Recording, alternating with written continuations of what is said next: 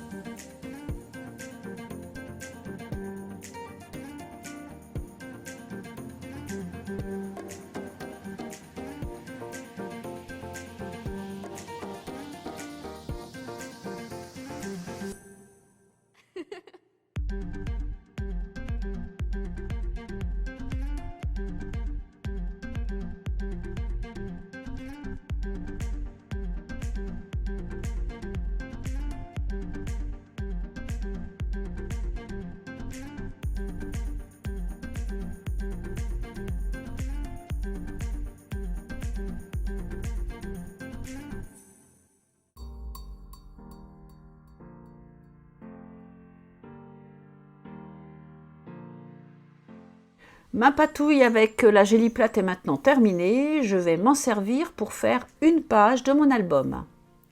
Alors, je vais découper la girafe. Donc, je la découpe et puis je vais la positionner au centre de ce que je viens de réaliser. Et vous allez voir, le premier côté de ma page d'album.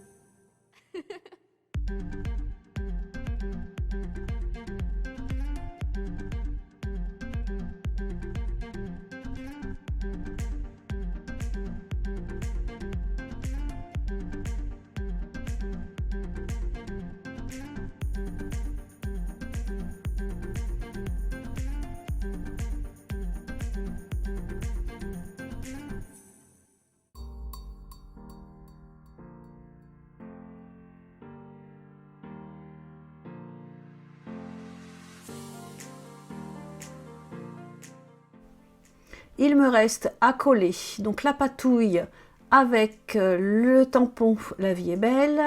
Je le positionne au centre. Je vais positionner également la girafe. Et ce sera fini pour ce côté. C'est simple et efficace. Je le trouve vraiment joli cette petite patouille. Pour le dos de cette page, je vais utiliser le transparent donné par ma collègue de travail. Et je vais reprendre le tampon que j'ai utilisé pour faire le brouillon du tampon précédent.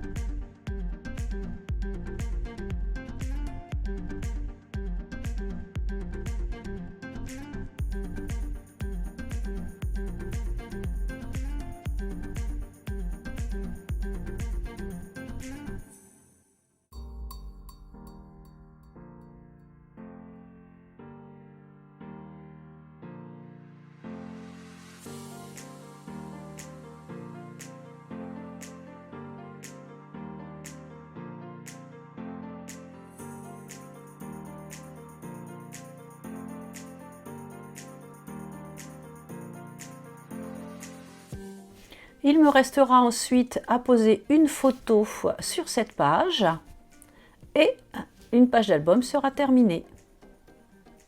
Passons à un deuxième tuto, une deuxième patouille. Alors là, j'ai pris un produit que j'ai acheté bien sûr, comme souvent, à Créatitude, puisque c'est le magasin qui est le plus près de chez moi pour tout ce qui est accessoires de loisirs. Ça s'appelle de la Structure Ice de chez Rainer. Donc je la positionne sur un acrylique, je positionne également une goutte de peinture acrylique, je mélange et je vais poser un pochoir et poser ma pâte de structure que je viens de réaliser.